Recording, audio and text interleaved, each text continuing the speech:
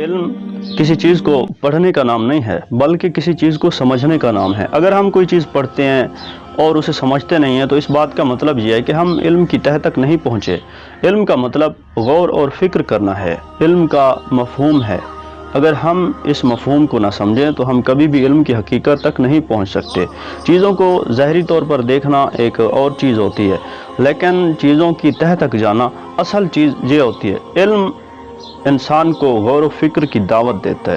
جب انسان غور و فکر چھوڑ دے، جب اپنی عقل کا استعمال چھوڑ دے تو اس بات کا مطلب یہ ہے کہ اس پہ جہالت کا قبضہ ہے، اس کے پاس علم نہیں ہے۔ اس لیے ہمیں ہمیشہ غور و فکر کرنا چاہیے۔ جب ہم غور و فکر کریں گے تو ہم علم کی روح سے آشنا ہوں گے۔